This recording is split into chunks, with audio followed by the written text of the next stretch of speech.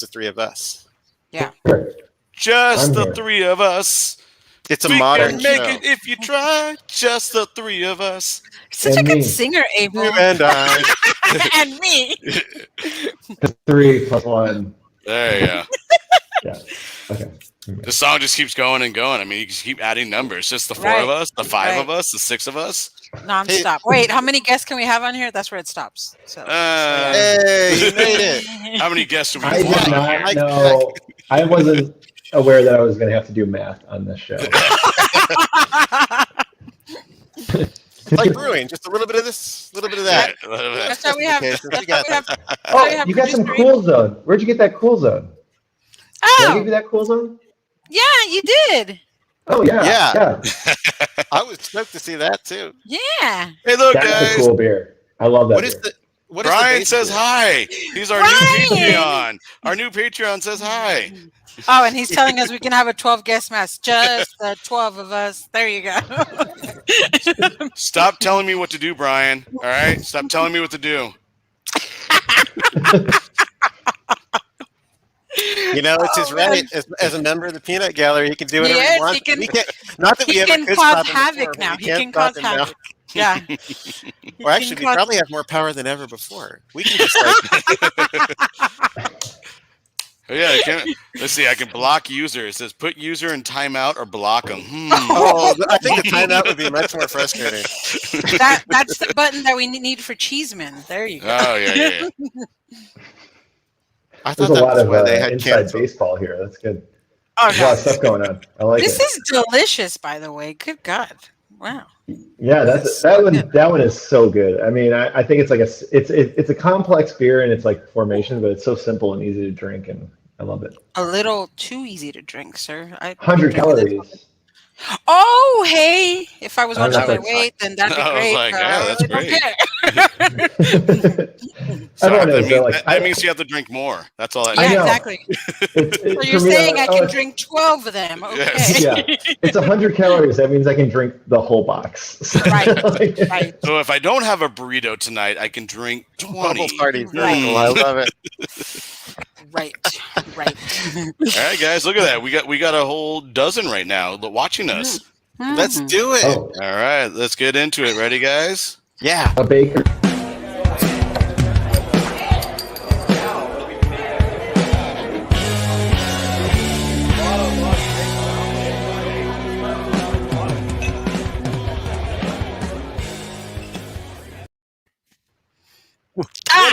Baseball. It is Times Night on the Indie Beer Show. We got our guest here, Andrew Schwartz, also the umpire. So Andrew is the flavor commissioner at Modern Times. You know, that's something we got to get into for sure. But before we get into his life at Modern Times, we want to say hi and thanks for being here with us. Hey, no problem. Just a regular Thursday night on a podcast, so I'm here with you guys. And, Let's go. Yeah.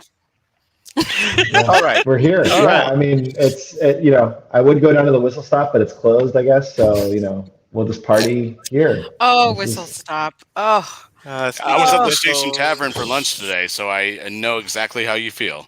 I think it is actually open, though. I think it did open, like, soon. So I'm really excited. Maybe I'll go there after. Meet you guys down there. Yeah.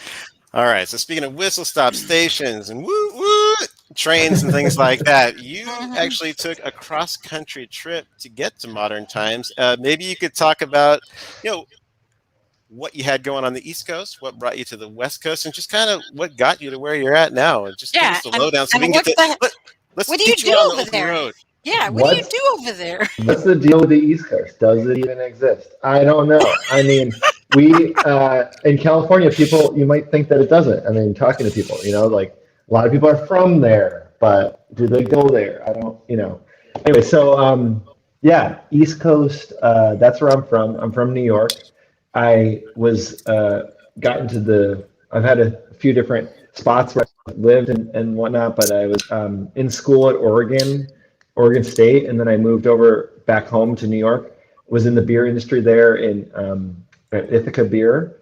There's a cool little brewery in Ithaca, New York. If you ever get down to Ithaca, kind of a little beautiful town at the bottom, at the base of like some glacially formed lakes, and has these like wonderful gorges, they call them. So Ithaca's gorges is the kind of phrase that they say there. You're describing where murders happen, sir, right now. This is what every scary movie, that's what it is. It's a beautiful lake, and then you get murdered. So, anyway, sorry. I mean, yeah, it'll happen occasionally. I mean, yeah, but but you can't take away from the beauty. Anyway, but I was there, and Modern Times, opened up a job offering, and I was like, this brewery is doing all the cool shit that I want to do.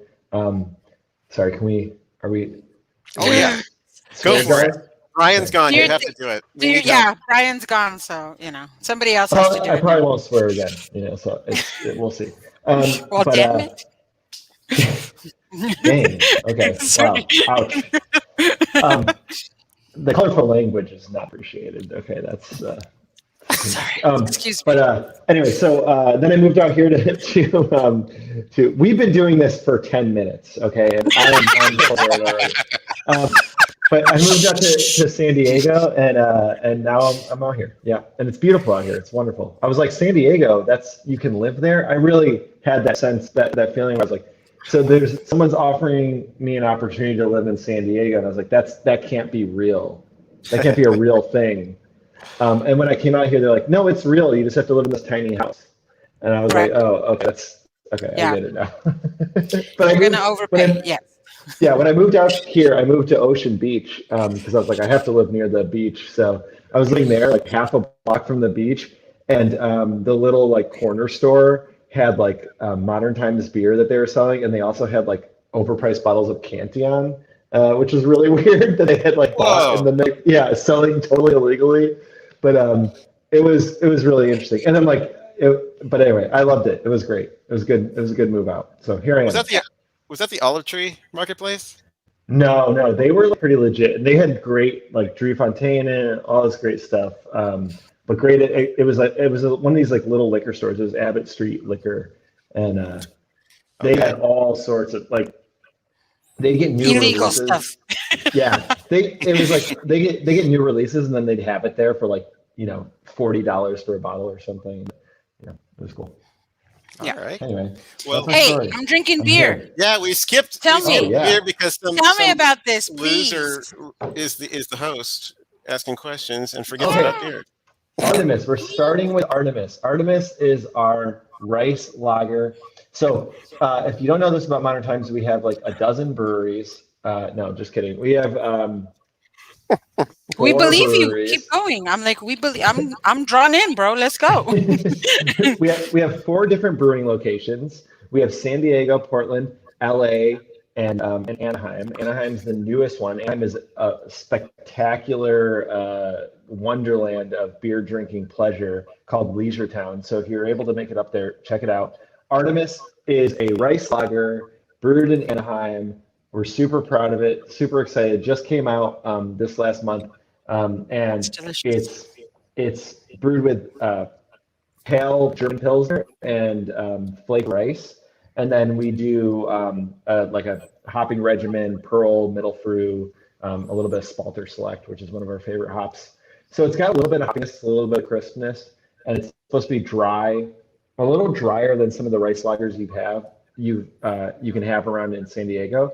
And then, which I really like about it, it's really crisp. And then it also has like a good bit of hoppiness. I think that when we brewed these lagers, we're always looking to do like. Oh no! Oh. Well, anyways. He'll come back. Anyway, really quick, I did want to say hi to all of our guests, but we're talking about Anaheim. One of the employees from Anaheim Modern Times is actually here. Chelsea. Oh, cool. She's one of my girls from the Mujeres Brew Club, and she actually works at Leisure Town. Yeah, that's one of my girls. Hey, boo. Chelsea is incredible up there, and I'm sure she had a lot to do with making sure that it did did all the checks, the quality checks, everything that we did to make sure it got into the package the way it did, because it came out incredible. Definitely the best lager out of out of Anaheim so far. So we're always pushing that boundary a bit. Hey, Chelsea. Hi. Yeah. So did you want to finish up the story on Artemis? Which is a delightful, like, talk about a great beer I could have like every day. It's really great. Yeah, I hope you enjoy it. I mean, the thing that I was just going on about was kind of that, like, we're always looking to put a little hop backbone in our lagers. We want to like have a bitterness and a flavor of hop in those beers. So we work with a lot of different hop suppliers, and select our hops really particularly. And I'm always pushing people to put a little more hop in their beer. So that beer I think came out really nice. It's so important too, like, to have that hoppiness in there. So hope you guys like it. Yeah. Chelsea says hi, by the way. I don't know if you could see that, but she says, hi, Andrew. Hi. Really loud. Yeah. All caps. All caps. She's saying it very loud. That's why she's yelling at you. Yeah. You don't need to be loud, Chelsea. It's okay. It's okay. Okay, one quick question that will have a follow-up attached to it. When you saw this job opportunity, what was the title that you applied to? Man, great question. I think it might have been brewer. I mean, it might have just been as simple as brewer. It can't, no. No. Right. Modern Times doesn't have those titles. What kind of wizard are you? Yeah, what kind of wizard? What level wizard are you? Wizard. Yeah. Great. I don't want to be a wizard. Let's stay away from that terminology at this point. Okay. So now, what was the road from brewer to flavor commissioner? And because let's get real here. You're a big wheel down at the Cracker Factory, and you've had your hands in a lot of things. Maybe you could tell us some of the projects that you worked on and some of the things you're proud of, and along this career progression to flavor commissioner. Yeah, I mean, really, I always had an interest in like the microbial aspect of like making beers interesting and starting there. So as soon as we like started to have a barrel program, actually the barrel program started before I got there, but I started to kind of like work on that barrel program that existed and start to produce some of those sour beers, and then eventually clean beers and clean barrel aged beers, and other stuff we were doing. I mean, one of the most exciting things that Modern Times was doing before I got there was, or when I got there, what I was excited about was Brett IPAs, stuff like Neverwhere, which we actually do have right now. If you guys get an opportunity to try it, it was actually brewed in Anaheim as well, and they did such an incredible job on it. Yeah, no, it's available down here, but it's like it's Brett IPAs are so interesting, and I think that people were kind of like the last batch that we did where we released it, it's Neverwhere with Nelson. So it's like, it's this really wild aromatic experience that you're like, oh, it's like got this pineapple and white wine character. And it's like, but a lot of that's coming from the yeast, but some of it's coming from the hops, and it's like, sussing it all out. So it's something that like, I think we were really excited about 5 years ago, and people have forgot to be excited about like Brett and microbes and all that stuff. So definitely worth checking out. But anyway, so wait, that beer really quick, is that just on draft? Is that in cans? How are you guys, just so people? That beer's in cans and on draft. And that's the thing about Modern Times too, is that like we have a huge selection of beers at our tasting rooms that are available only in the tasting rooms. And then we have a huge selection of beers that are available at the grocery store and whatever, so at the bottle shop or whatever. So you can get beers there, and you can also get beers if you want like more experimental and kind of like more niche beers. You can come to the tasting room and grab them there.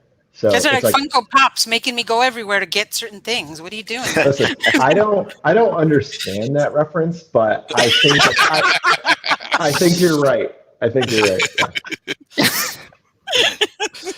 Is this something to nieces and nephews? I don't know. What's going on. It's just nerd stuff. Don't worry about it. Go back to being commissioner of the flavors or whatever. Right. I'm totally not a nerd, I am. No, no, just kidding. But No, that's cool. Yeah, the Funko Pops. Where were they going with that? So we're making a ton of beers. Anyway, so we started with those barrel aged stuff, got into that, and then as we continued to like release different barrel aged beers, it just got started to open up different brewing locations and working to like develop recipes at all these locations and yeah, that's what it is. It's just I just help people get their beers made essentially. So in a way, I don't know. Cool. Lost the Good plot job. there a little bit. Commissioning all the flavor. Yeah, commissioning the flavors. Their title makes sense now, sir. But and part of that is collaboration beers, which you've had a hand in a ton. You really are like, I know you're well known man about town with the breweries here in San Diego, but even beyond because of the reach of Modern Times. Maybe can you tell us a little bit about that, which sounds like an amazing role to play, and maybe some of the collaborations that really stand out in your memory too. Yeah, the collaborations that we've done as a company have been really cool. A lot of like really inspiring stuff that I still think about. And I think that, overall, I've gotten the opportunity, which has been awesome to travel. Some of that was like, I was like, hey, here's an opportunity. Let me lay it out for you. Can we make this happen? And they were like, yeah, go travel to that festival or whatever, and met a lot of cool people. And at that time we were able to we started talking about things that we were excited about. And then built bridges through collaboration there and have so many great relationships. One of our absolute favorite, breweries that we always have collaborated with for years and years and years has been Highland Park, just in LA. And I love everything they make, and we learned so much from them. And then also we've done some really cool collaborations with, let's see, who was I just thinking of? Casita in North Carolina. Ryan from Casita is a good friend, and they make really cool beer and have just a really cool style. And we're just always bouncing ideas off of them, trying to make something different. And I don't know, some of the beers that we've ever brewed have been with those guys. So, what style of beers do they specialize in? They specialize in. Well, I mean, Ryan's just he's kind of like this, the brewer there is just like this, how do you put it? He's such an innovative brewer, and he's done so many things in his past, and has traveled all over the world brewing. So I met him when he was in England, brewing over there at Siren, I think, and that was cool too. But we ended up coming up with a big stout. So Dragon Mask, which is one of our favorite stouts that we do, is a major collaboration that really is a lot relies on him and his creativity from that beer. And then the other place that I have to give credit to is Fair State. Fair State's a brewery in Minneapolis. They're a unionized brewery actually. And they're a co-op as well. They're in Minneapolis, Minnesota. And Nico from Fair State and Joe have been just these incredible influences on us, where when we first started brewing, they came out for one of our festivals, or when we first met, they came out for one of our festivals, and they had this cool sour beer, and we started to nerd out about sour beer, what we liked about it, what they liked about it. And then we moved into lager, and then Ice is a pure collaboration. I mean, not pure collaboration. It's a pure inspiration from some of their pilsners. I remember we were making our pilsners, and we were like, "This is good. We like this. This is good." Then it was Festival of Funk. We went to Bottlecraft Little Italy. We had their pilsner on tap together, and we were blown away. And we just at that point we just sat. We talked. Went to Ironside, ate a bunch of oysters, and talked about pilsner for hours and hours and hours, and that started to inform our learning and our growth in pilsner. So I think that was a famous kind of important collaboration. There's a lot of other ones too. I mean, they're great because you learn so much from people, and right. it's a great friendships. We've also done some really interesting collaborations like internationally too. I don't know how far you want to go with this, but as far as you want to go. I happen to think this is fascinating. So please. Yeah.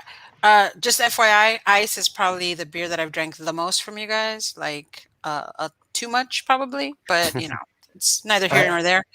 I'm not sure that you can drink too much, and I just mean that is like I think. Hey, you know what? I'm going to take that to heart and need to point that on a pillow now, sir. Thank you.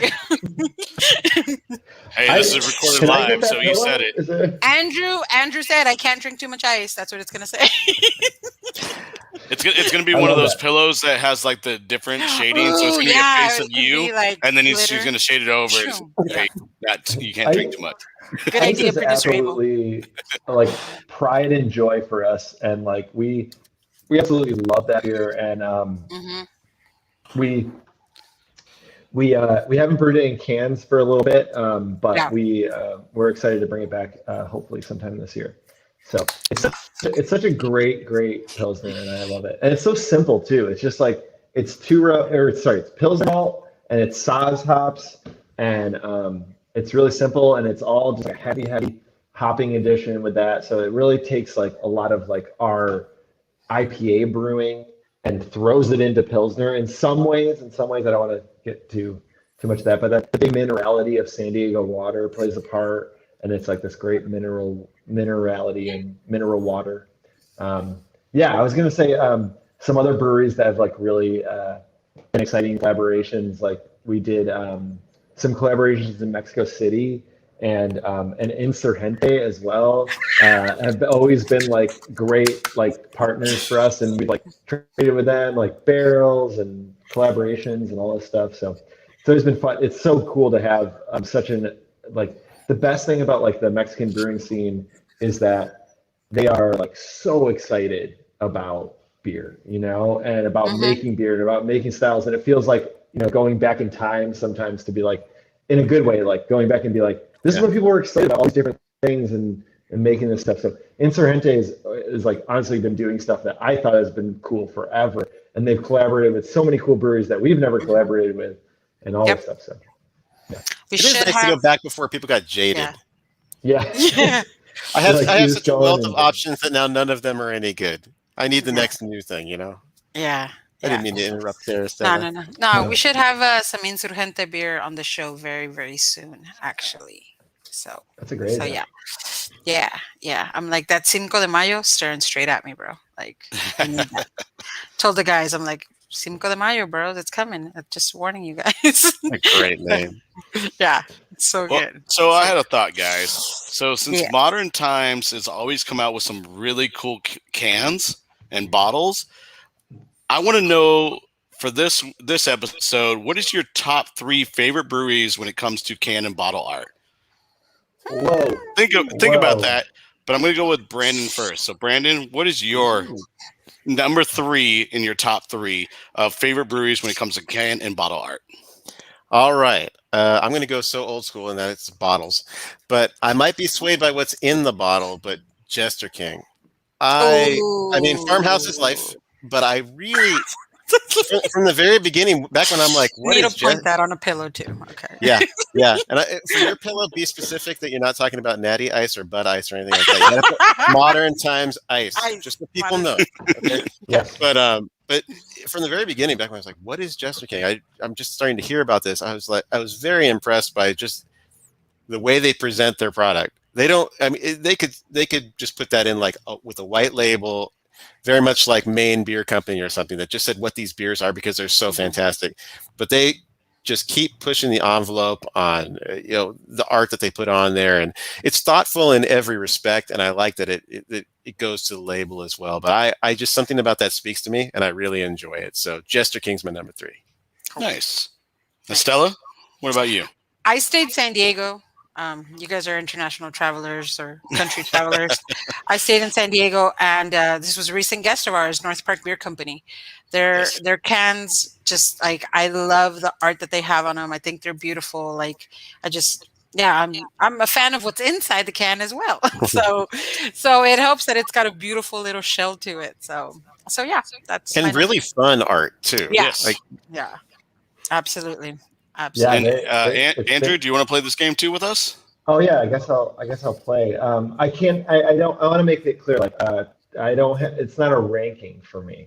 Okay, it's just three beers. But Brandon, I think like you were saying too, like about Jester King. Like I like have to give it up to them. Like early on their label art, like them and like people like Prairie and all these breweries that were doing like really unique label art back 10 years ago or like 8 years ago. Before it was like, cool. You could, yeah. Well, yeah, you could like tell that there was something unique about the beer, before you had it. And now obviously art is such an important part of it. It's great to see that, but you could be like, there's something unique about what this brewery is doing. I think my first thing I was going to say was Holy Mountain in Seattle. Love their art. It's so simple and dark and just beautiful. And I have like 1,000 Holy Mountain shirts. So I love it. Yeah. Nice. Okay. Witchfinder. Yeah. Nice. So my number and the 3 beer is also awesome. And Farmhouse. Yeah. Sorry. No, you're all good. So my number 3, again, it's the simple artwork. I don't know why I love it so much, but it's so simple. Is Green Cheek. Just having that Cheeky the parrot and like a chalk outline. Yeah. And then like a little looks beak. like a kid drew it. Like so simple. And it's like, I mean, it's like sidewalk chalk. Like you're just like walking down the street and there's like a parrot on the ground. That for me, and it's one of those synonymous things where like I could see that being something in the future for like how Stone, you see the Stone emblem or the Carl Strauss, and like you're going to see that parrot and that's it. Yeah. Like, and I see that being a longevity thing. And so that is my number 3 for the best can art. Cool. Nothing hard to it. No. Just like me. Beer? Nothing hard to it. Beer, guys? Oh, yeah. Thank you. Oh, wait. That's what this show's about. I'm like, I keep the show moving along, so I'm drinking. Sorry. I agree with everyone's love of the can. You guys have great taste so far. Oh, thank you. Thank you. Don't blow this, Brandon, like everything else in your life. So tell us about Star Metal. Let's not fuck it up. Don't mess it up. So this is just so we, so we're on the same page. This is Star Metal Ultra. Okay, this is Star Metal Ultra, which means that we threw even more fruit at this one. This is our I'm pretty sure this is our first like foray. Back in the day, we brewed it probably 4 or 5 times, maybe 6 times. I don't know. But like it's our first foray into like the ultra fruited Berliner Weisse kind of like thing. We were really ultra inspired by Jay Wakefield, like passion fruit dragon fruit, PFGF. Is that what I can't think right now? PFDF. Is that what it's called? PF? Either way, it's one of those. Sure. And then they also had Miami Madness. And if you haven't had these, like, definitely try and seek them out. They're just incredible aromatic fruit bombs, and they're low ABV, super drinkable. So this one's not low ABV. This one's about 7%, and that's why it's ultra. And it's pineapple, guava, blood orange, hibiscus, and just like all the tropical flavors. I love it. It's great. I don't have one. I thought I did. I don't. Oh no. Yeah. Instead, I have a different beer that I'll drink. This is a half-acre IPA, so completely unrelated that I have.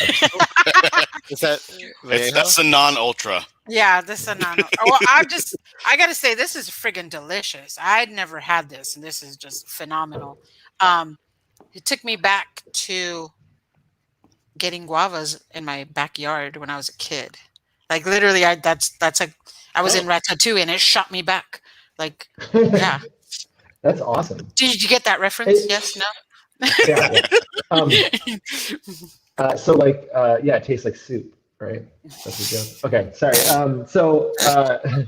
The guava is interesting, right? Because it's like it's so hard to get that aroma, and like it's so good. Yeah, it's so good, and I love like it's so cool to live in San Diego because you walk around and like someone will just have a guava tree and you can smell it from like 3 blocks away. and you're like, whoa, okay, that smells like something is, I don't know. It's a very intense aroma when you smell it. But I love it in beer. We absolutely love guava. So this was actually brewed in Portland at our Portland location. So I'm just throwing all different locales at you. So Portland, our brewer up there, our head brewer up there, Matt Sandoval, he's a San Diego local. Used to live in City Heights over there. He was living over there, and then he like moved up to Portland. He misses it so much. When we fly up there, we have to bring him a burrito. I was gonna say, what does he want? Tortillas, like yeah. No, like he's it's just different like, he wants the whole. Yeah. He like wants the whole burrito. Yeah, he's like, just bring up the whole burrito. So a la Derek. Okay, got it. Yeah. Okay. So we have somebody actually asking a question. Maddie wants to know why it's ultra and not mega. That's a great question. Maybe we talk about that a different time. No, I don't know. I was like, whoa. Today's not the time or place, all right? I sometimes I can't just remember why we decided these things, but the Star Metal Ultra is just it was to go hard on the fruit, and honestly, I don't think we went hard enough. I think we have to go even more fruit to make it ultra. So we'll release this one again. It's so perfect and just so balanced, just like this, man. It's good. And I'm just gonna say, Maddie, if it was Star Metal Mega, that's a lot of M's. So let's just change it up, and maybe that's why. I don't know. Well, and if they did Mega though, at the same time they did that, and it's an acronym, you don't get sued by Southern Methodist University for the whole SMU thing. So there's pluses and minuses on both sides. No, exactly, and that's why we didn't do Mega Star Metal, because it would be MSM, and then the Q people would be against us. For some kind of, they would see it. All right. Yeah. Well, this seems like a perfect time for a non-segued question. So the Brewers Association, they just put out their annual list of the top 50 craft breweries, and you all ranked up at number 40, which actually is my lucky number. So congrats on that. But tell us about the growth of the company over time, and that goes for brewing, capabilities, distribution, and opening the new venues that you've been talking about as well, and kind of let us know where you're going as far as your production in 2021 and beyond. Yeah, so man, we went for it for sure. When I came out to Modern Times, I think we were making less than 10,000 barrels for sure. And then as we started to grow, we were getting picked up in our distribution. So in the beginning, we were kind of like, we had the North Park tasting room, and we were trying to open LA, and it took quite a while to open LA. And so we didn't really have like our tasting room concept built out yet. So the main project was sell some beer in tasting rooms and sell cool beer distro. So we had our cans, our 22-ounce bottles. We would sell those, and as we kind of grew, we were able to open up more tasting rooms. Got different opportunities to open those up in Santa Barbara, LA, Anaheim, North Park, obviously, Oakland. So and Portland came along pretty quick as like kind of a random scenario. So anyway, so as we were like kind of like going in that direction, we were pushing distribution and that growth. So we just had to like continually make more beer, and then we said like every kind of our plan as we grew was like make beer for distribution, and then the next year kind of like focus on our retail sales as well. So now we're in a phase of focusing on those retail locations. Everything's open finally. 2020 was supposed to be that year of being like, let's really build out and refine our retail sales and our tasting rooms and all that. And yeah, it's just been a weird year, Has it? But anyway, no. Yeah, you guys like, this is totally normal. We've been doing the same thing. But yeah, so it was kind of an in between. I think growth kind of like crept up on us, and we were like kept on just like saying yes, yes, yes. And 2020 is a year of refinement for us. Of course, it was like it ended up being a year of like reaction and figuring out how to survive in some ways. But 2021 is the year of refinement, and I'm really excited for all of our tasting rooms and like what's going to happen there and all that. But yeah, it's a lot of beer for sure. And I'm actually stunned at I don't know how it happens. It's almost like what's the way to put it? Like it's looking back on it, it's hard to realize like how much beer you're making and still being happy with the quality. You know, like it's like I feel like that's something that we're just so we're massively proud of. And we have these incredible teams of people that are so focused on the quality of the beer and almost like don't worry about how much we need to make. Just like every batch is excellent, you know. So very, very infrequently are we like thinking like this batch isn't as good as we want it to be. Like it's always like kind of hitting our stride. I mean, generally when we dump batches and things like that, like it happens. But like we're just always trying to make the next batch better. And I think we've kind of succeeded in that in some ways. Like I don't know. I think our beer's better now than it ever has been, for sure. Like, and we're making more of it. I would totally agree with you. It's crazy. I think you guys are knocking it out of the park. Yeah. Thank you. It's weird. It's bizarre to think about how much we were making, but I think we're doing a good job. Cool. Just having that sense of satisfaction that if anybody's going to know, it's going to be you. So there's something to be said for that. You kind of touched on the pandemic and how it kind of derailed your plans there.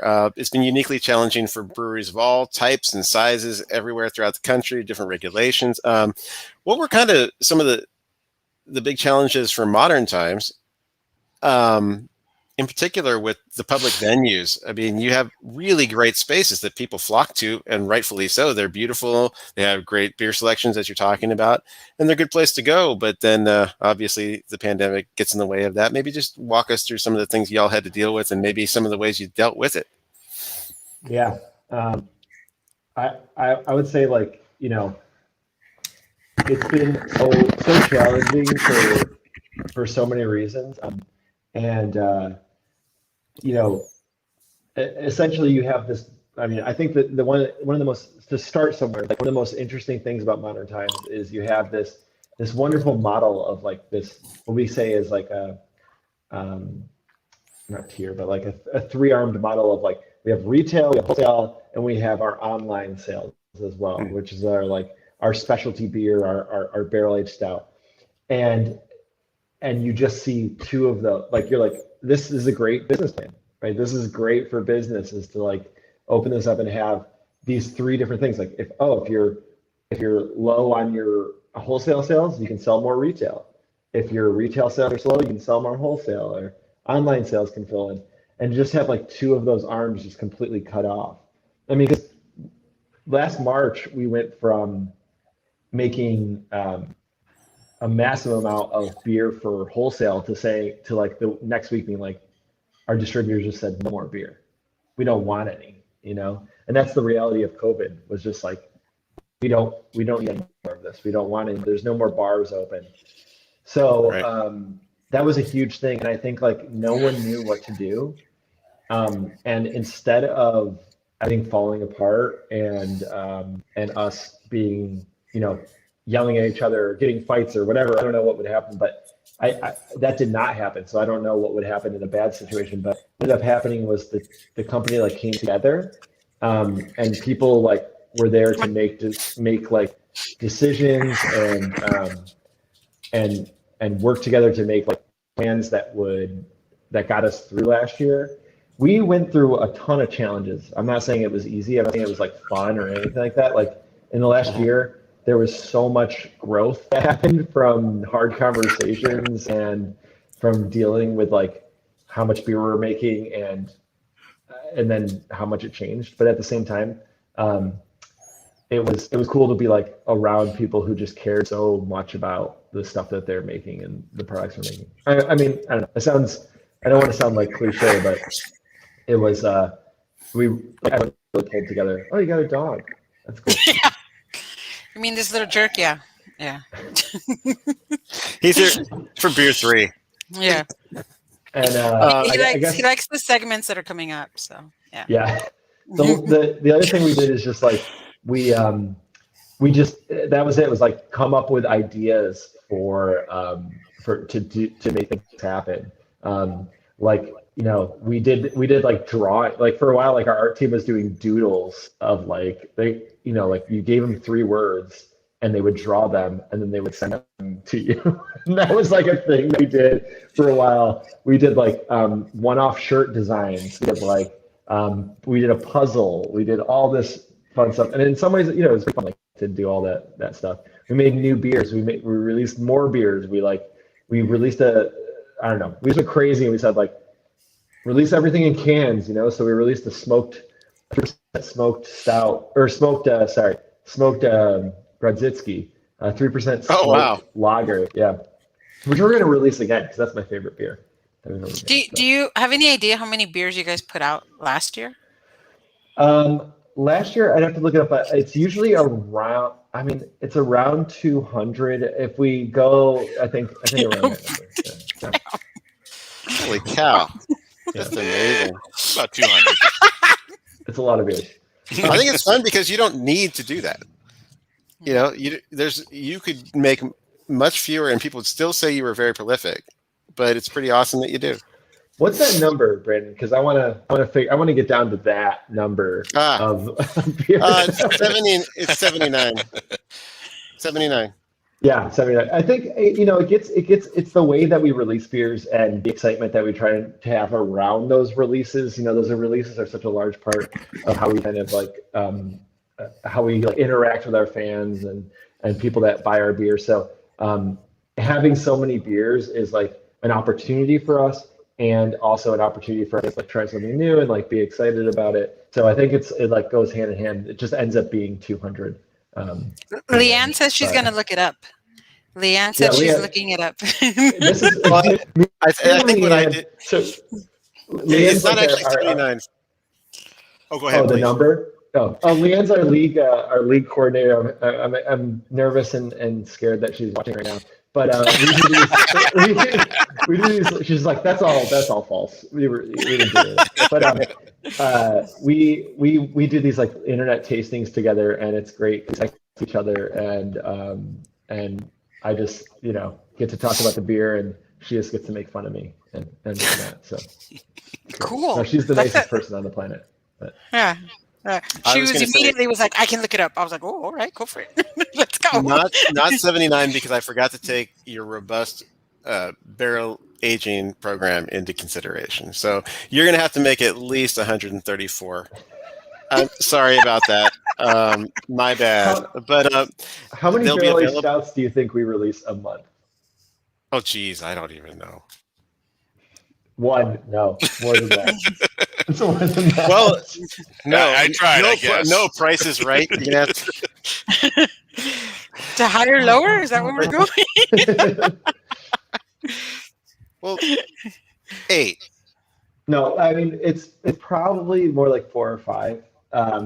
But it's a lot. It's a lot of beer. I mean, it's exciting. It's like it's the opportunity to do things like you just got to catch the train and make and like jump on it and make your beer and then put it out there and like and with that you can make a lot of different beers, but you also have to like be ready to make them. So throwing in a Grodzicki in there every once in a while, or Grodzicki. Sorry, I never say it right. But a 3% smoked lager. That's just what we get to do sometimes, That is so respectable. That's so great. I mean, what a cool beer to have. I mean, talk about a brewer's beer and an obscure beer, but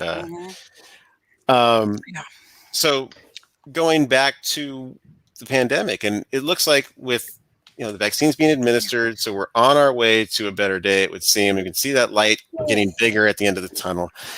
So being able to serve the public at your actual establishments is coming back. When do you think it'll feel like business as usual?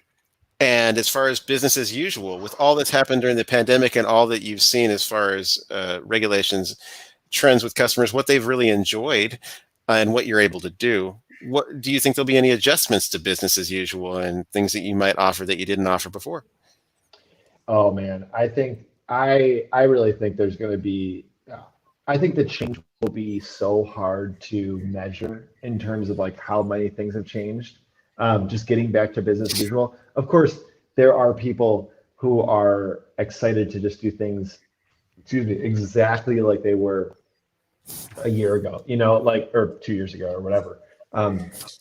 But like, just like go for it, like come out, go to bars, go to restaurants. Like I think I want to do that. I want to go out and do that. But our tastes have changed. The experience over the last year has like educated and changed people in so many different ways. Something that we talk about a lot, we don't know if it's true or not, but it's like people want like sessionable, drinkable beers, like is that real? I don't know. It's like, are people still into like ultra fruited, like double IPA and that? Like they are, but like there's a lot of people that just like want to have a beer and want to enjoy it. And that's going to be a great place for our tasting rooms to like offer that experience. So we're thinking that that our tasting room experience might be a little different than what like our typical beer experience might be. So having some offerings that are available at the tasting room and people are excited about there, different than like what's in the online sale, or what people are excited about. Yeah. So Leanne gave us a number, guys. Oh, she did? Yeah.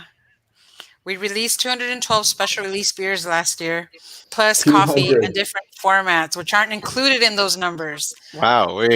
So might be like 240, 250 you're looking at? That's 212 beers plus all of our distro beers, which are probably like another 12 beer, or I don't know, maybe like 8 or 10 beers. It's a lot of beer. It's okay. And, so you're telling me I was 219 off. Got it. And yeah, and not one of them was bad. Not one of them was bad. There you go. I mean, yeah.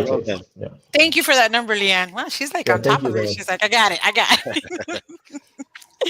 Hey, guys, what did you guys drink last? I want to know.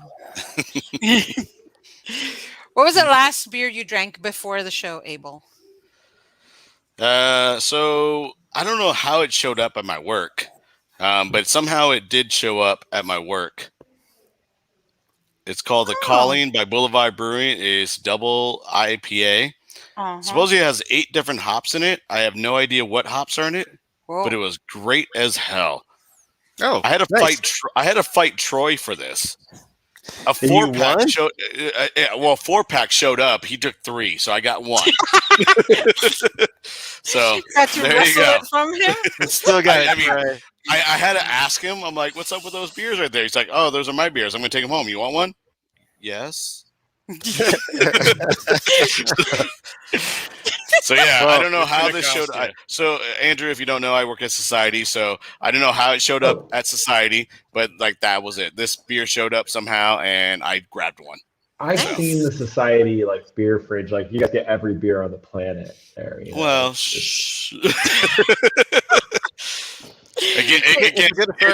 it's almost like we're all in a room together, and the beers are in the middle, and we just have to fight to death. Like a death match, yes. Yeah, Royal Rumble. You ever see Anchorman, where they're all the news anchors are fighting? Yeah. Yes, I'm the guy with a grenade and kill somebody with a trident. I don't know how, but I have to go to Mexico. I don't know what's going on. Lay low for a little bit. Huh? Yeah. I feel like it's like if you see Teddy like walking up, everyone just turns around. It's like Teddy and Schwartz are a dynamic duo. You don't fuck with those guys. Brandon, what did you drink last? I had a double IPA from a little-known brewery in Barrio Logan called Mujeres Brewhouse, and it's como la cerveza. Yeah, I really enjoyed it. Like I enjoyed it enough that I texted you right away and just said, "Hey, this is really good. I'm enjoying." I didn't like. Okay. The inflection of surprise that I just communicated was not in the text nor in my mind. But I was really impressed with it. I had this great orange candy quality. And and I felt every bit of that 8.5, but I didn't feel it on the palate. So it was like really, really good. Like, I'll just be honest. Like after a while, I felt like I was getting lit. But I didn't feel like it did it make you want to happening. dance? Did it make you want to dance? Yeah. Did Selena music play? I'm Well, hoping Selena music played while you were drinking this little bad boy right here. Girl, it did. It's so cool, and I love it's like I love that it's right there. Like it's so close to my house, so we've like walked down there a few times during COVID, and like it's like they're like, I'll have a michelada, and they're like, here you go, here's it in a cup, and I'm like, I guess I'll just walk around and drink this. So is that okay? Good beer. That's what they want. Yeah, It's good, yeah. That beer comes out on Saturday, guys. So we have about 150 of these only, and I'm scared, but it'll be great. They're beautiful. I mean, Liquor Store like, that would be. I love that. So cool. Look at this. Look at this. I mean, come on, it's gorgeous. Look at 4 different Selenas on there. Oh, it's all Selena. Yeah, I'm so out of touch. I just hit you up when I saw that logo, and I said, "Is that the new logo? I really like the new logo." Oh, that's the special edition. I'm like, "Oh, well, I really like it." That's how Selena's signature is. I love that logo. It's so cool. Thank you. That's all Mikey. That's all Mikey. Hey, Mikey's on. Selena's got to make a comeback this year. It's like 2021. It's the year of Selena. Yeah. I'm still waiting for that second half on Netflix to come out. That show was awful. Don't watch it. It was awful. But that was the last beer that I drank, along with this one that you shared with me, Andrew. Thank you. So I love this. I'm biased, obviously, for Como la Cerveza because it's kind of my place, but I really like it. Like it's really, really good. But yeah, people are gonna get tore up because you can't taste that it's 8.5. That was the first thing Brandon said to me too. He's like, people are gonna be tore up. I'm like, yes, Eddie, anything for Selena. Exactly. So yeah, but thank you to Mike for designing that label. I love it. He took basically an idea and somehow did that, and I have no idea how, but yeah. So hopefully you guys can come see me Saturday and calm me down or something. I'll be fine. Well, everyone should definitely go to Mujeres Brewhouse. I think it's such a cool spot. Great area of town. I love it. It's like it's just right there. I'll have your burritos ready for you next time you come, Andrew. Thank you very much. Speaking of that can art, that's actually a great can art. I think we should go to our number 2. Oh yeah, I think the number 2, your favorite brewery that does can art. I will start because I did last, so I will go with my number 2. My number 2 is they don't do much can art, and it's local, but it's the Burning Beard. When they do can art, it's amazing. I mean, their recent Banksy Nitro. They're new traditionalists that came out with the new McElhaney's. Yeah. Yes. The Hot Mata and Dankness Visible. I think their can art is amazing. I mean, but again, I have to go back to the traditionalists because like the whole space weird, like Astro stars, all that was a great can. I think it was phenomenal. And the beer is fire. Well, we're not talking about the beer, but yes. I'm talking about the beer because it's so good. The beer was great too. And I look forward to McElhaney's coming out and having the brewery. And then, we'll talk about it a little bit later, but the McElhaney's are going to might make an appearance. Might make an appearance later down the line. Hello. But let's move on. Stella. They're right behind you. Yeah. For number 2, I went Pizza Port because I love Pizza Port art. I love their pizza. I love their beer. Hit me up with some buddies real quick. I mean, come on. How do you not beer love buddies for Estella? Yes. All the time. But yeah, I think their can art, same thing. It's kind of different. I mean, it's a Pizza Port can, but it sways. It's just it can. Yeah, it can. Oh Lord! All right, but yeah, pizza port number 2 for me. Sure. Oh man. Andrew, who you got for number Okay. 2? Number 2, I was gonna say, there's so many wonderful artists and people doing stuff, and someone that I find is just like a close friend, and someone that I think does excellent art is Forrest and Main in Philadelphia, Pennsylvania. He does all of his own art on there and does some like really unique, interesting beers. If you guys have never heard of them, they make awesome, like saisons and English styles, and they did like an English mild thing this year, and it's like I just love what he does all the time because it's like Nice. this kind of bright neon like watercolor thing. It's so awesome, and it's just like got this great aesthetic, and their beer's awesome too. So if you get the chance to check them out. Yeah, it's nice. I'm on the site. It's really cool.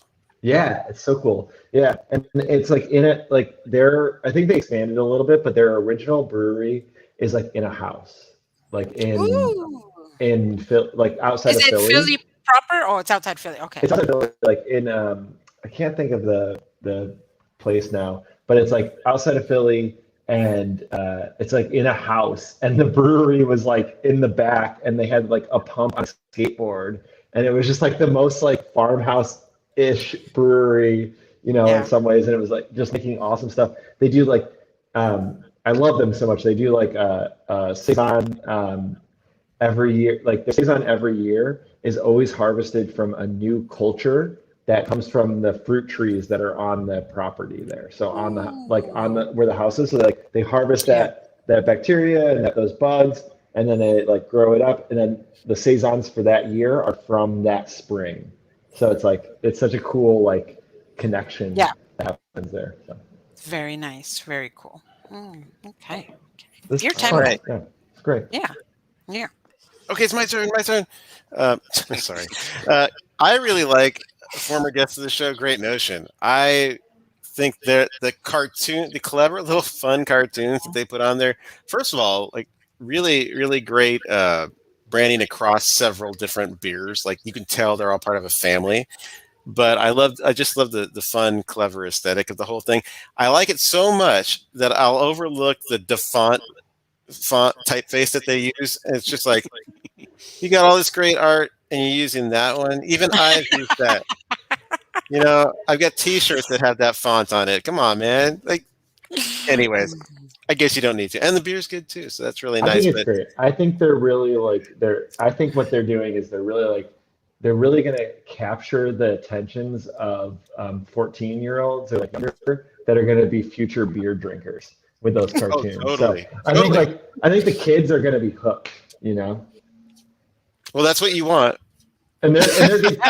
They're good friends. Hopefully I didn't offend, but I think it's like I love their art and like their coloring books and everything. And I'm like, kids are going to love this stuff. It's great. So Eddie actually just commented that their artist runs a clothing company called Timber. So I don't know if any of you guys know that or not, but I'm not familiar with that. But thank you for that, Eddie. No, I do now.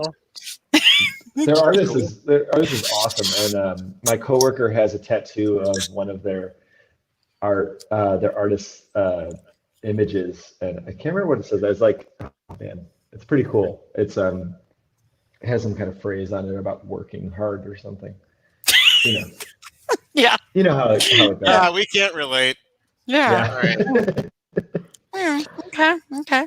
All right. Well, that was really great. And, is that a Bucks? Is that a Tampa Bay Bucks? Oh yeah. Don't start him on that conversation. Oh yeah. Look at that. Oh my gosh! Wow. I told you don't start him on that conversation. He's a huge Brady fan.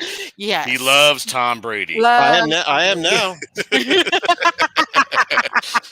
He was a Chargers fan until last year, and then changed I was it. a Chargers fan until they ditched us, and it made it really easy to convert other people. Mm-hmm. Anyways, let's get into something important. That's a beer show, not a sports Beer. Like beer. Your beer with a name that I love, and I have to imagine the guys at Battle Mason Vista are like, God, why didn't we think of that? But please tell us about Dungeon Map, the West Coast IPA. Dungeon map. This is cool. Oh, that's what I was gonna say. I said lager in the beginning about the Oh, that wasn't in the beginning. That was at the end about the misconception about modern times. I don't know what you're talking about. Okay. But if you're a Patreon. But if there was a misconception about modern times, it's that we don't make West Coast IPA. But the reality is we always make West Coast. Okay, anyway. Dungeon Map is West Coast IPA in a 12-ounce can, which is really the unique thing. We haven't done a large release 12-ounce can. And, it's funny because I think when 60-ounce cans came out, there's a lot of reasons for doing those. And when we first started making beer in 60-ounce cans, it was like, a little punk rock, in some ways. And now we're like, well, we just want to drink an IPA in a 12-ounce can. Like, is that okay? So, yes, anyway, approved. This beer is really cool. And we have been making like some clear West Coast IPA for, especially like in our specialty program. We've always made Blazing World, which is kind of a West Coast IPA for a long time, since we started. But in the last couple of years, we've been doing some like experimental West Coast IPAs, and really, this is like a lesson from those experiments. So it's a really simple malt bill. It's all just like 2-row barley, and then we do Nelson, Strata, Mosaic, and Centennial. So a little bit of old school, a little bit of new school. If you guys haven't had Strata hopped beers, Strata is a really, really, really cool hop. Only been around for a few years commercially, and we've worked with indie hops on that, and then we started working with Roy Farms on that as well. So Strata plays a role in here, and then Nelson, of course, is from New Zealand. We have like this hookup with Freestyle Farms in New Zealand. We go out there. We haven't gone out there in the last couple of years, but we go to New Zealand to select our hops and obviously enjoy the sights and sounds and what have you about New Zealand. But Nelson, Strata, and then Mosaic, and a little bit of Centennial just to round everything out, because we love Centennial. And that's the thing about the cool thing about hops, and I love hops. It's like such a defining quality in beer. Is you go and you go to origin, essentially.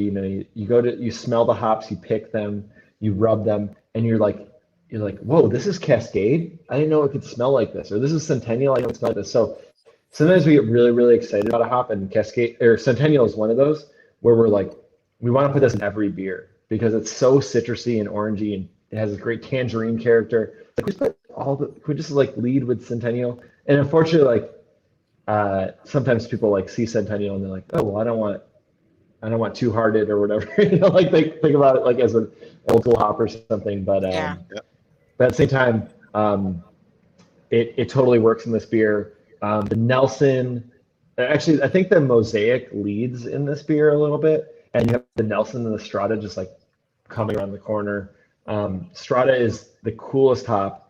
I remember walking into the hop before we even knew it was called, I can't remember the name of it now, but it had a number, and I was like, what is that aroma? It smells like someone's smoking weed. And they're like, oh, it's this new hop. Oh, this is new guy who just started today. He's on his break. He's on his break right now. Yeah, his name is Teddy. Yeah. That's Teddy and Mike in the corner, right? And 2-pint Teddy. And he would, and we smelled it, and we're like, yo, dude, this doesn't smell like weed. It smells like being at a concert and smelling weed from a little bit of a distance away. Like, you smell it in a way that's so enticing. You're like, man, who's got the joint? So that's what makes Strata so unique, and it's like got this like really unique like wafty marijuana aroma to it, but it also has it's huge grapefruit, citrus, and tropical notes. So what does it taste like? What is it like? What would you pick up, like if you were just making a beer with just that? How would you describe it? Yeah, so it's got this it has a little bit of this like indescribable quality to it, but just like, and that's the best thing. All hops, like Nelson Sauvin has that same thing where it's like just a little bit of it is indescribable, but like you get like passion fruit guava with but more of like a citrusy passion fruit, and then like a little bit of tangerine, and then it's just like got a little bit of a sharpness that's really pleasant. It just kind of plays into that whole category there. I think it's really interesting. First off, it's kind of sad that you're trying to pass off this pedestrian hop build for everybody.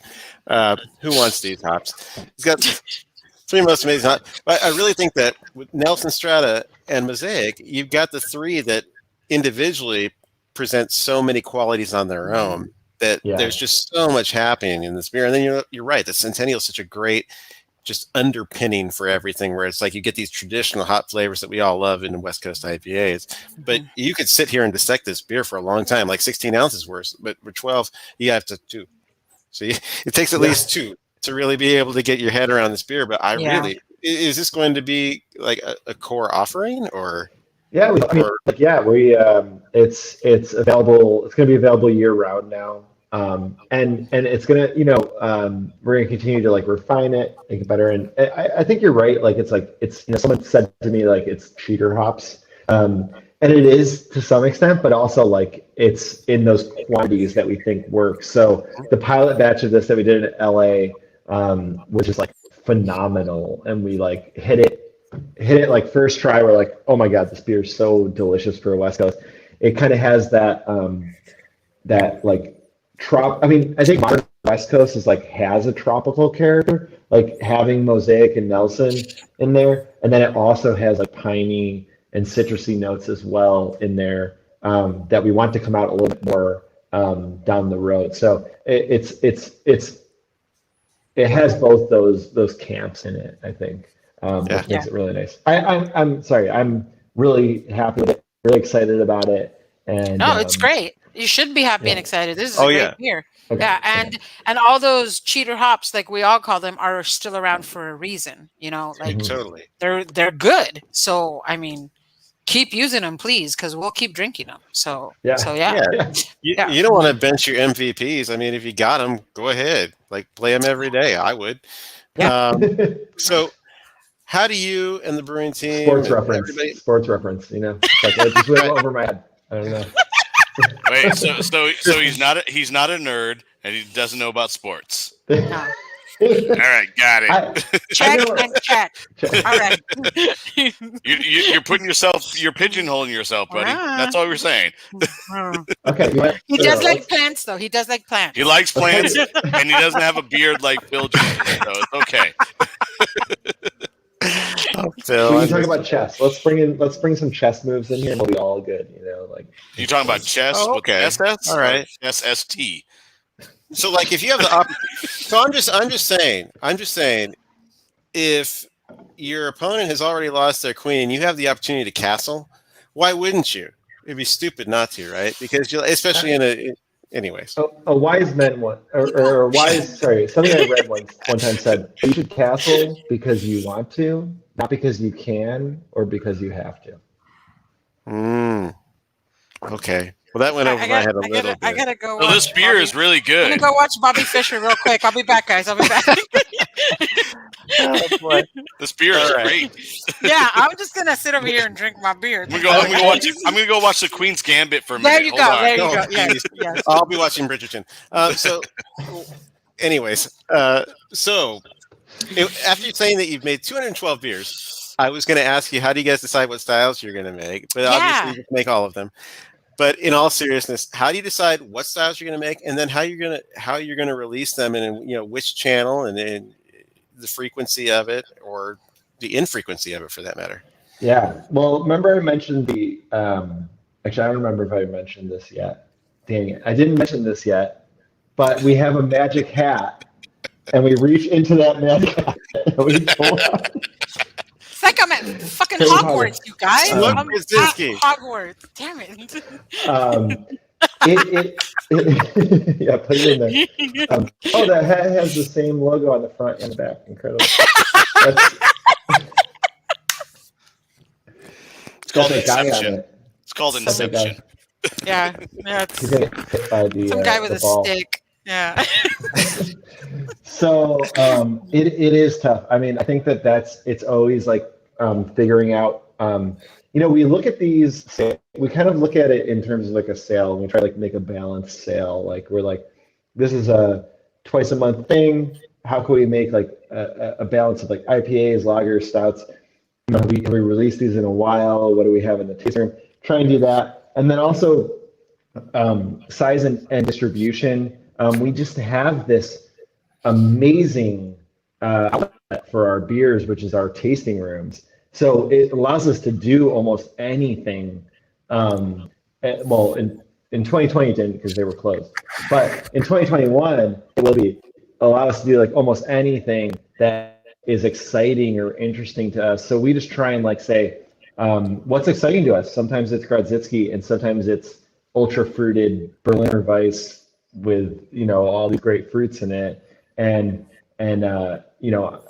various things like that. So we're trying to do I don't know. We have some really interesting stuff coming up that I'm really excited about, and it's like totally weird and off the wall, and we just have like the opportunity to release these things in all these different outlets. So it took a lot of work to get to this point. In a lot of ways, like we have this big distribution footprint, we have these multiple tasting rooms, but now we're in a place where we have so many opportunities to do things that we almost like don't have enough ideas. You know what I mean? We can't just brew IPA. We have to come up with like more new and interesting things. So a smoked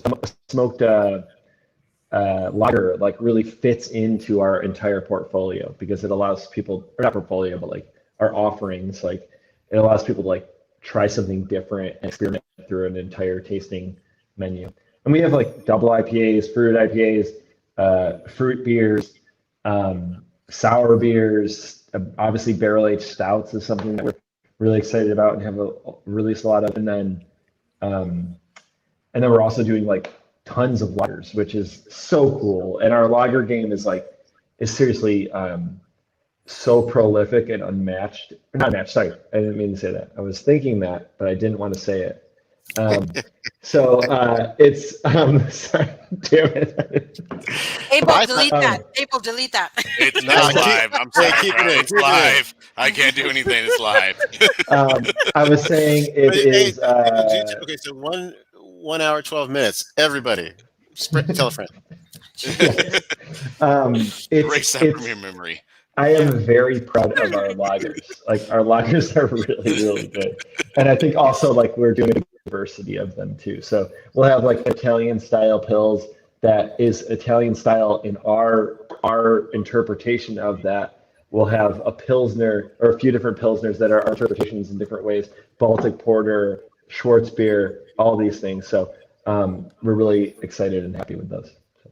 And when does the Hellas come back? Is it already, or is the Hellas just came back in 19.2 ounce cans? So I think you'll be able to pick it up. It does go fast, but in a couple months we're going to be doing that in 12 ounce cans as well. So that's the drop. Oh, nice. That's the drop. Okay, so it's a big deal. We're going to do it in 12 ounce cans. We're going to have it around Abaddon. You'll be able to snag it, hopefully. Nice. Very cool. Are there any styles that you haven't done that you? Yeah, I was going to say. That stick out in your head? Yeah. I have to say we haven't done enough smoked styles. I love smoked beers. I want them to be year round and in distribution. Yes, please. But thank you. Yeah, you look. Styles we haven't. I think there's stuff that we haven't revisited. Let's see. Okay, is there something that you've wanted to do that you haven't been able to do? How about that? Wow. I wasn't ready. Go into your Harry Potter book, and what is that one? Yeah, and what is that one beer that you've wanted to do that you haven't had a chance to do? I think what we don't do enough of, is pale ale. I want to mess around. I want to play around with pale ale, and I want to make it awesome. And we do some stuff that's like low ABV session IPA and session IPA and what have you. But I want to make I love pale ale so much. That's my go-to. if I see it. And just saying, if you need any testers, you got 3 right here that we're more than willing to sacrifice ourselves and go. And well, now I want to make sure that you're trained in right. You're trained in BJCP and Cicero. I'm really good at drinking out of a glass. Look at what. Oh. She hardly ever spills. I don't even need to use a straw or anything. Like, I'm good. I mean, I just prefer the city cup. It's not because I knock it over. Sometimes I'm running, right? I'm running, sure, yeah. But anyway, sorry. It's like never am I coming back on this podcast ever again. Oh my God, this is my Thursday night. This is like a day from now on. Well, thank you for spending it with us. Hanging out and listening to you drink beer out of a straw. So, well, thanks for drinking with us. Yeah, tough job. Yeah, seriously. One thing that's big about Modern Times is always something new around the corner. If anybody even follows your socials even a little bit passively, you see there's always something new coming up. Is there anything new or exciting on the near or far horizon that we could know about? Because we're definitely interested. Man, it's hard to say. It's funny because it's interesting to think about far out, and it's like we have we have some stuff coming up in 3 months, but it's like that would mean like not talking about the 15 other things that we have before. And I understand that it gets like a little bit much, but let's see. Yeah, Abaddon. I mean, I would say like the Hellas just came out. Dungeon Map we're super excited about. Our tasting room's actually being open. The other thing is like that's actually really weird and unexpected is that at our tasting room or at Point Loma we have like our food there, and we make this like munch wrap that's like a vegan like crunch wrap from Taco Bell that's so good, and we have like the burgers, and the food is like. It's so good and decadent and delicious, and I love it, and I'm kind of like addicted to it. And then I don't know. I also want to like shout out our coffee too, because that program has been doing incredible things over the last year, and I love that coffee. I don't know how much coffee you guys drink, but plenty. They're making awesome coffee, really, and being really like ultra experimental with it, which is always something that we. As a company, we always we're excited about. We're like, oh, we're going to be an experimental coffee company, and beer people want experimental beer, but they want their basic coffee sometimes. So if you want to get into experimental coffee, now's the time to do it, because we kind of found a niche in which we do that in. So nice. Really so tell us more about that, because when you say experimental coffee, for me, I'm like, ooh, I'm intrigued, but I don't know what that means. But maybe you could kind of demystify that for me. For Back sure. into Hogwarts. Let's go. Well, of course, origin is it's so important in coffee, because you have this product that you're importing, and it's hand pollinated sometimes and hand picked, and getting it from a good source and a unique source is so important. So that's one aspect of it, and a lot of roasters are doing that, of course. But we take those green beans, the pre-roasted beans. And we'll do all sorts of different things with them. We've been barrel aging them in bourbon barrels for a long time, and barrel aging them in different barrels for a long time. But what we've recently been doing is barrel aging them in finished beer barrels. So in stout barrels that held stout, or held bourbon, held stout, and now they hold green beans, and we roast them. And you're like, wow. That seems weird, but it actually all these chocolate and cocoa and vanilla notes get translated into the coffee in a very, very unique way. And then some of the other things we've been doing is conditioning beans, we call it. So we will do an ingredient tincture, or maybe even something that would resemble a cocktail or something, and then put that on the green beans and pressurize the vessel, let it sit and extract into the beans, and then roast it. So that doesn't come through in it's not in the final product, but you roast it, and it creates a super unique character that has notes of lime and orange zest and whiskey or gin or what have you. So that's like what we're trying to do, is just be like, off the wall with it. Y'all splicing beans That's and cool. stuff. Oh yeah. Yeah. I picture somebody coming by at the office and saying, "What is in your coffee cup? It smells like gin." Oh, nothing. No, I swear, nothing. Nothing, sir. I was like, Bourbon barrel. Have you had the bourbon barrel aged coffee? Because like sometimes you're drinking it and like it's like, am I drinking whiskey? Like this is like it's so crazy, and it's like there's no alcohol there, but it's such a unique beer, or unique coffee. Sorry. I also want to just give you guys props for your membership. The League of Partygoers and Elegant People. That's one of the memberships in San Diego that everybody talks about, and everybody is just like, if you're going to join one, this would be the one to join. So how difficult is it for you guys to put all that together? And, memberships sell out like that. And, that can't be easy for you guys to do, along with, the 7 beers you guys put out a year, along with that. So yeah, I mean, how do you guys handle that? Oh man, I mean, well, I'll say, like, I don't know if Leanne's on here, but that is like, she is on here. She is on. If you had brewers doing that, our league would be the worst, or our membership would be the worst in the world. But people like Leanne, she runs that program, and her and a couple other people, and it's like, it is a labor of love, and appreciate, like, I'm saying that other people appreciate the beer as much as you do, and really like giving everything that you have for that product. So it's like, it is tough, because it's a lot of work, essentially having the most demanding consumer base, and rightfully so. They want what they enjoy. They paid money for it, and having that. And then catering to that in unique and interesting ways, and something like in the last year we haven't had festivals and events, which is a huge part of that membership, or of that membership. So filling in that in some way with unique releases and stuff like that is something that we've tried to do. But yeah, hopefully in 2021 and 2022 we have like more events for those people. Yeah. But it's also like, I don't know. I mean, I don't work with it specifically, like the ordering or like any of the logistics of it. But like the people that are in that are so cool about our beer, and they love it, and they give us feedback, and it's like just having your most direct customer base and talking to them, and it can be really, really, really like. What am I thinking of? It can be great. It can be great to talk to people and just be like, hey, thank you so much for that beer. That was so cool. We had a great time with it. We enjoyed it. We loved it. It was the best beer I ever had.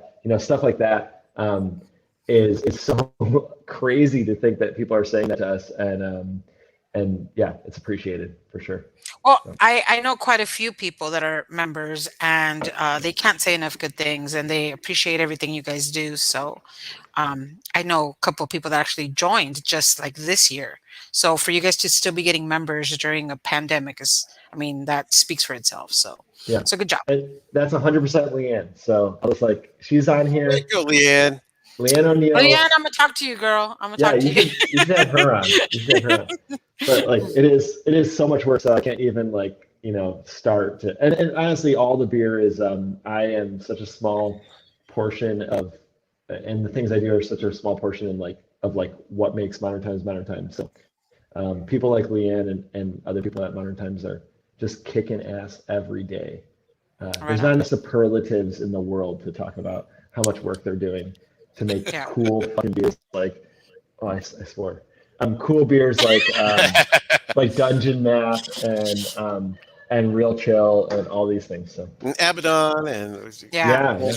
No, it doesn't seem like anybody's just resting and being lazy at Modern Times. That's for sure. So I'm sure it takes an army. Yeah. Absolutely. Oh no, for sure. It's like, and it's tiring, and the thing that really keeps people going sometimes is hearing from people to be like, we like this beer. I mean, honestly, like, after you put so much time into a beer and thought and whatever, and someone saying like, this beer was awesome, like that means so much to us. So yeah, And thank you guys for having me on too, because I like to talk about it and drink. We like to hear about too. it. So yeah.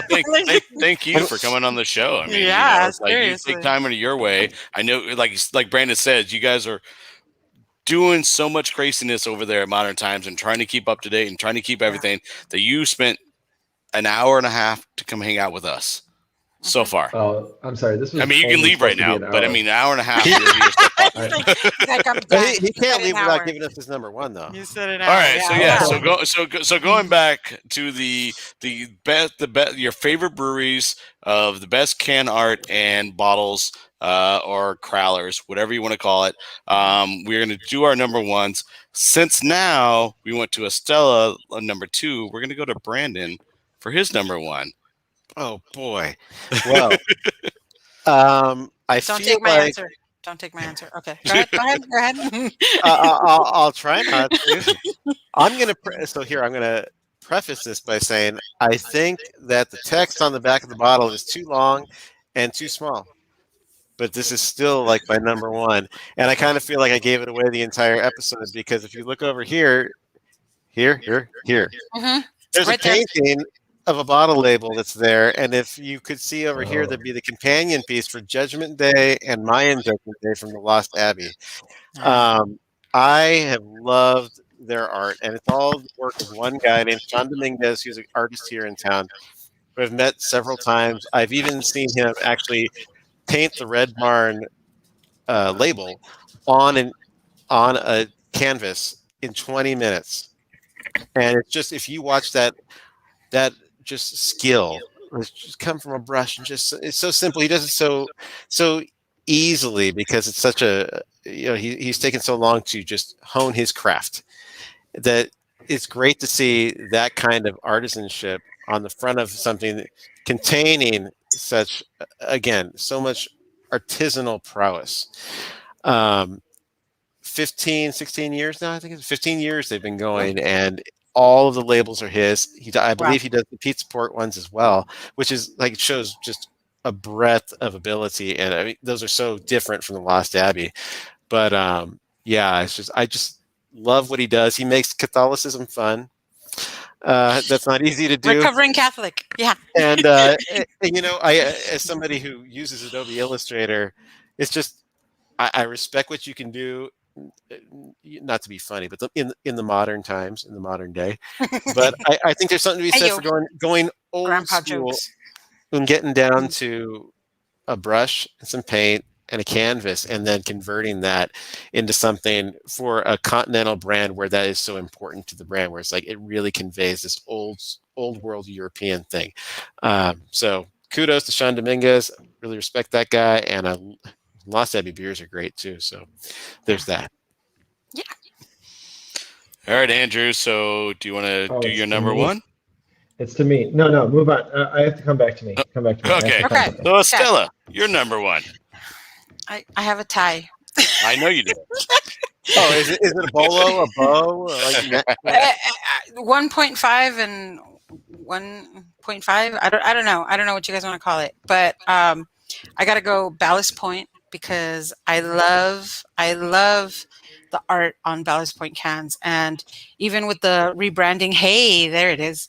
Even with the rebranding that they're doing, it's gorgeous. And a few weeks back, we got that box with all the art in it, and it had a coloring book in there. I was entertained for hours, guys.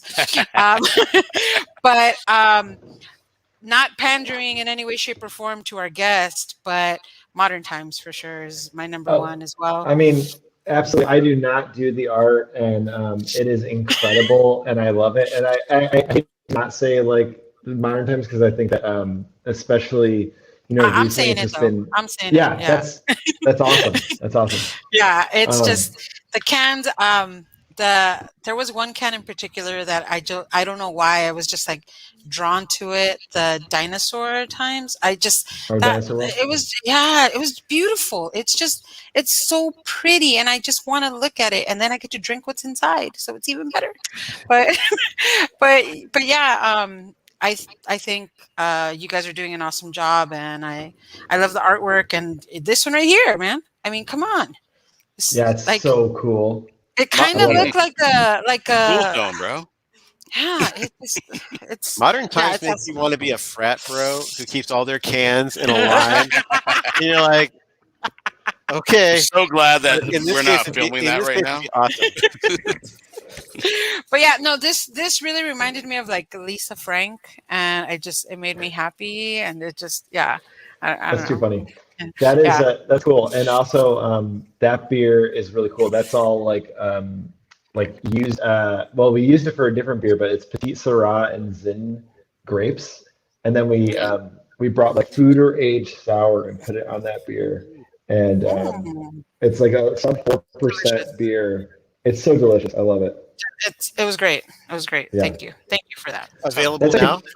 Available now? Yeah, available Yeah, now. that one's available now, and we're just releasing a new one that's ginger pomelo, where we got like pomelo, which are such a unique citrus fruit, and we added those with a little bit of ginger, and tasted great. Yeah. Okay. So favorite brewery? I don't know. I mean, this is hard. I struggle to see who to put in here, but I think I like Tired Hands. I love their artwork. It's so cool and wild and off the wall. Mike and Gene over there do a great job of like just being crazy with their artwork, and it's illustration based. Like it's just out of control. So that's what I love about it. But, cool. Yeah. Awesome. All right, so That's for all my right. number one, since Brandon was talking about being local, and then you brought a local beer, and this brewery is not local, but the artist was very local, and it's dear and dear to my heart because it comes from Texas. It's a guy named, I guess at the time he went by Rudy the Artist or Jolly Spaceship. It's false idol. And Rudy over at Rudy the Artist has done all these artwork over there at False Idol.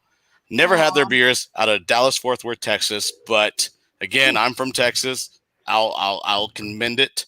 But yes, I love it. That's all his artwork there. I love Rudy. Rudy's been a great fan of the show. He's come on, and that would actually, like I said, my other number ones was going to be Ballast Point or Black Plague, but I went with Rudy the Artist. I'm going to Dallas in June. I'll bring you some beer. Hey, I mean, yes, bring us some beer. Yeah, of course. Yeah. There's some other guy on the show named Brandon. Well, yeah. So yes, there we go. Number ones are done. It didn't come to blows. What's that? Did we answer all the questions? I have one more question for you. So what's although I would assume that most people who are listening already follow you guys, but what are the best ways to find and follow things, like all things Modern Times Beer? Look, I'm not gonna tell people to get on Instagram. Okay, I'm not gonna do that. I'm not some kind of demon. You're a wizard. You're a wizard. No, we're not using that terminology anymore. Okay, that's a warlock. Oh, okay. No, I think that's also bad. No. He's a mage. You can't say that. I'll say mage. Without the religious connotation. Yeah. So Instagram is great, I guess, if you have to be on Instagram. I feel bad. It's tough. It's tough. You get addicted to this stuff. They see these images and they just like, go into your brain and they seep in there and they take you over, You guys know how it is. Anyway, so Instagram's great for that, or you can just come down to the tasting room. You can chat with one of our friendly beer servers and they'll tell you what's up. If you're in San Diego, we have 2 tasting rooms. We have, I guess 3. We have the Point Loma location. We have the North Park location, 30th and Upas, and we have the Encinitas location, right on Encinitas Boulevard, which is a super delightful place to have beer, and then you can go and look at the waves or whatnot. Also, definitely check out Anaheim if you're not opposed to going north of. Yeah, if you're not opposed to going north of the 8, which not for me, folks. But if you're not opposed, Go to Anaheim. It's really cool, super fun, great crew up there, and making awesome beer. Yeah. Tell them Andrew sent you. Yeah. Or Leanne, whichever one. Sure, seems Leanne. like it's going to get you more play, Go visit Chelsea in Anaheim. Go visit Chelsea in Anaheim. Yeah. Do that. That's good. But I mean, if you did want to follow them on Instagram, it's Modern Times Beer. And they do have individual Instagrams for their locations, Modern Times Downtown LA, so it's DTL, Modern Times Anaheim, Modern Times PDX. So yeah, you could find any of those on Instagram, guys, if you did want to follow each one individually. I like the fact that you didn't want to spell out the downtown Los Angeles. You said DTL. Because that's how it is on their Instagram. Oh, there's not DTL LA? DTLA. Sorry. Yes, you're right. I'm just saying. Right. I know you're a Padre fan. I'm just putting it out there. I hate to say LA, I already smell the stench of Dodger fans coming into town this weekend. You gotta wash your mouth with soap now. I get it. God damn it. Anyway, this is the part of the show basketball talk. Awesome. It's all this about part of the show where you have the ability to leave if you like, but you can hang out with it if you'd like too. Which pill do you want? I feel like oh my God, what a ridiculous. How long are you going to hang out for? My finger's on the button. Oh, like 5 minutes. I'll hang out. Yeah. Okay, I'm going to hang out. Right. No, Brandon, I'm hanging out. Does that feel better for you? I'm on top, baby. I'm on the bottom. It's so familiar. So I'll hang out because I have to, because I have some other questions to answer after the show. Oh, right. Oh, that's for the patrons. Right. Yeah, so I'm definitely hanging out. Oh, that's right. When you do that, be sure to change your background so it looks like it's daytime. All right. So what we're going into now is San Diego beer news. Heyo. I felt like he could stick around because it's San Diego. But so we have quite a few things. I'll go rapid fire here. Niall Molina, who used to be the head brewer over at Abnormal Beer Company, recently resigned, not because he didn't like the place, but because he wants to go and make a dream of his come true. He, like many brewers and beer fans who go to Denver for Great American Beer Fest, or because it's Denver and it's a hub, he's a big fan of Beer Stout Lager House, which is a really fantastic place if you've never been. Just a cult favorite where they have 3 core beers. They were actually guests on the show recently. 3 core beers that they actually can, but then you go in there, it's all just German style lagers, Czech style lagers, actually mostly German. They have great food there that is right in line with that. But you're basically in a brewery, which is the best part. You're in a brewery and there's a bar up top, and if there's a big event, they'll put a little bar down at the bottom as well.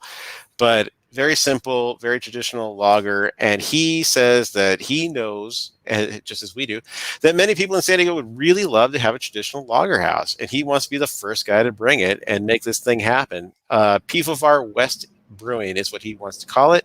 He's looking in North County. He'd love Oceanside, Vista. There's a couple of communities he's looking at. But since the article went up this week, he's already received calls from folks interested in investing, interested in being part of the project. So it looks like he's getting to where he can actually move forward on this. And it's a pretty exciting thing for anyone who's ever been to Bierstadt. But he has a real passion for this and will keep it real and traditional. If it works out really...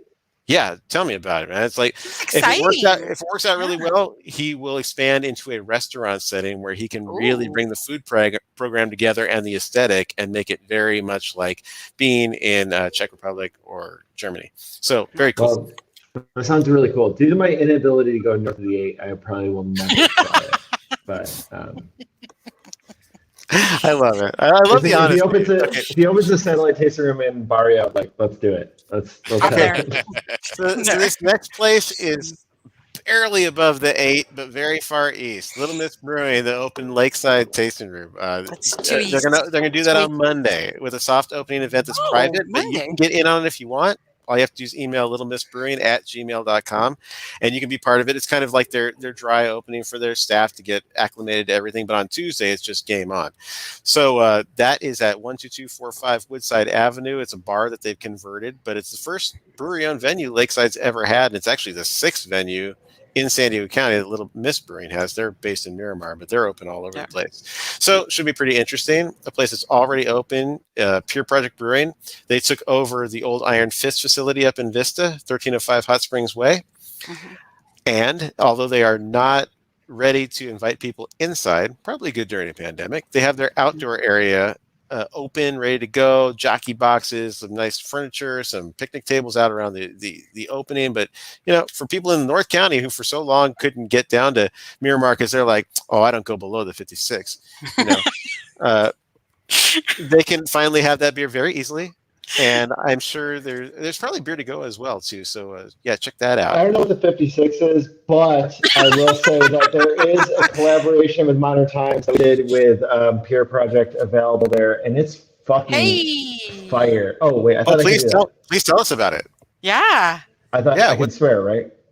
Yes. No fucking way, dude. No fucking way. I swear it's fire. It's freaking great, man. I mean, incredible tell stuff. Us. We did. It's coffee, coconut, cocoa, imperial stout, non-barrel aged. But we used a coffee. So we're doing stout? It's a stout. Yeah, it's a stout. But it's a big stout. If you like stouts, it's one of the best non-barrel aged stouts I've had in a long time. They killed it. Obviously, they got a talented group of brewers over there. Doing stuff. I love Pure Project, so we just released that. I guess they just released it, so we're gonna do that, and we're gonna do a cold brew with them. We're gonna do a coffee beans with them coming up soon. It's gonna be a whole thing. Nice. Group project. I love it. So the beer he was talking about is called Unfathomed Depths. Oh yeah, you already know. Yeah. I guess you have a computer in front of you. Oh, it's on San Diego Beer News. Yeah, on the What's Talking. Oh, it's on San Diego Beer News. Oh, okay. Hey, I am on the bleeding edge, my friend. Trying to. I'm bleeding, so I hope I'm on the edge. Anyway, so going back to the origins of San Diego's entire beer scene. Speaking of San Diego Beer News, we're doing a promotion called San Diego Homebrew Summer. And one of the aspects of that is that we've lined up 12 different breweries to brew homebrew recipes from people who are interested in that. All you have to do to submit your recipe to be considered is to mail it to info@sandiegobeer.news. Just it could be text in an email, it could be a Word document, it could be PDF. Don't send me anything where we need a special program to read it, but put it in some easy format. And 12 breweries will select the breweries, the recipes that they want to do, and then in the summer we'll release them to the public. It's very, very cool. So the participating breweries: Five Suits Brewing, Def Brewing, Emboldened Beer Company, Kilowatt Brewing, appropriately enough, Home Brewing Company, Battle Mage Brewing, Creative Creature Brewing, Savage Wood Brewing, Ataraxia Ale Works, which isn't even open yet, but will be soon. Bear Roots Brewing, My Yard Life Beer Company, and stop me if you've heard of this brewery before, Mujeres Brew Hub. Hi. Yeah. So that's super cool. But just get us your recipes before Tuesday, April 20th, 420. Very easy to remember. Don't play like you don't know. At any rate, we want to see some great homebrew recipes made real and made available to the public so everybody can appreciate it. Bring your friends for a release day. It'll be really, really fun. And we'll actually be in a place, hopefully, where we can have those kinds of events. And should just be a great way to get the homebrew community together with the pro brewing community. But the other half of it is that places like Modern Times are going to offer up homebrew scaled recipes of a beer of theirs. So that'll be really cool. I don't even know what Andrew's going to do yet, but he's on board. So it should be very cool. Awesome. We're going to do something. We're judging between something classic and fun versus something extremely complicated. So I don't know which one you want. Well, if it becomes like a Sophie's Choice situation, why don't you just give me both? I'll post them both. It'd be great. Okay. Yeah. For sure. And what's the email for the recipe contest? Because I want Mujeres to brew one of my recipes. Just send it straight to me. Oh, that's cool. Send it straight to me. So info@sandiegobeer.news. Okay. You got to go through the proper channels first. Yes. Okay. Yeah. All right. Sorry. Don't jump the gun. Sorry. Speaking of jumping the gun, we have some breweries coming up next soon. We already have things lined up. Next week we have a Line Brewery. Exciting. And then on the 29th, we have Virgin Beer Company, the new one in Little Italy. It's so pretty. I saw you were there the other day, I right? was there. Yeah. It's I will be there. beautiful. I will be there tomorrow. Yes. But then their soft opening is on Saturday. So this Saturday. Yes. So if you're listening now, not listening to this next week because you already missed out. But if you're listening now, Saturday it's a soft opening. Was it Chewy from Good Food, Good Seed Food Company? Yes, he's going to be there. Get the deviled eggs and the stupid wings. Yes.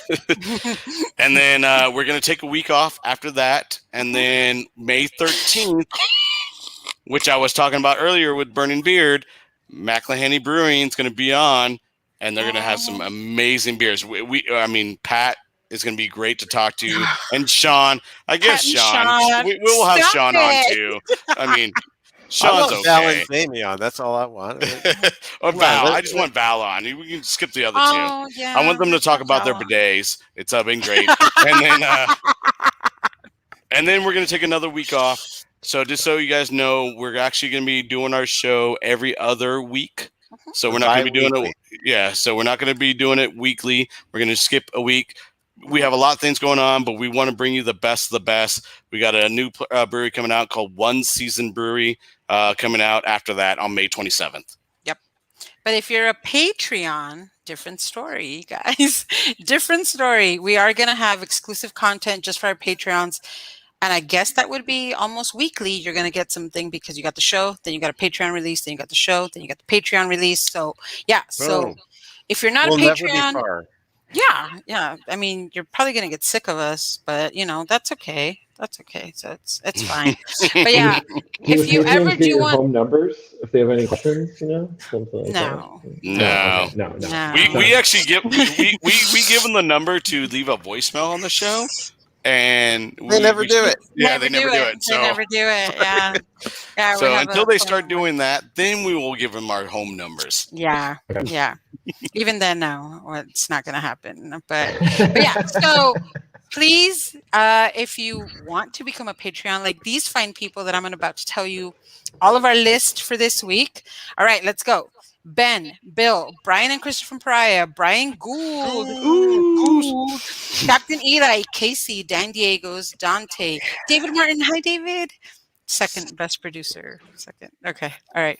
Doug, For Beer Podcast, Garen with Beer Alien, Greg, the Indie Beer Show brand, COVID-19, pandemically socially distance, Zorball. I was just thinking if you change the name, maybe it'll go away.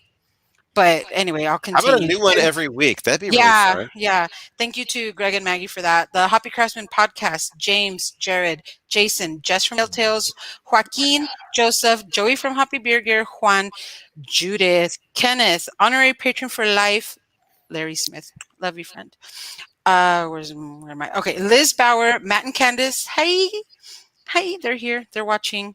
Matt from The Perfect Pour, Miguel, Mr. Peacock from Tapcraft, Mike, Norman, OC Brew Girl, Pacific Beer Chat, Robert from 13 Point, Rudy the Artist, Sergio, Tamales Las Golondrinas, Daniel Womack, this guy named Brian Beagle. It's pronounced Bigle. Bigagle. I thought it was Bugle. Bigagle. Bugle. Okay. Brian and Vegas J. So if you guys want to be on this awesome list and get content every single week, please, join us. Come on to Patreon with us. We'll be here. Well, we're here. Yeah, you're hanging out with us right now anyway. Why not? Might as well. Might as well. So yeah. This is an incredible experience, guys. I have to say, it's just wild. Just out of control. I don't even know where I am right now. I'm He's gonna need a dungeon map to find his way out of where. Yeah, I would drink mine, but I finished it all. So yeah, I did too. God. That was awesome. Really great beers, really great company. Thank you so much for taking time. Thank you. It means a lot to us, and you were a lot of fun. Yeah. Should I just leave? Should I see my out? Is that what? Sure. I'll see you at Mujeres. Yes. I won't be there this weekend, unfortunately, but I hope to see you soon. Don't come this weekend. It's a Selena event. Don't come on Saturday. Unless you have a purple suit, don't come on Saturday. Dios mío. Dios mío. No, don't come. But come and get the beer. Good luck. Yes. Come and get the beer. Yeah. And then head over to Point Loma or North Park or Encinitas. But in all seriousness, this is a great show. We really enjoyed ourselves. Thank you for being part of it. And for Estella, Abel, and our guest, Andrew, you've been watching the Indie Beer Show. Thank you, and good night.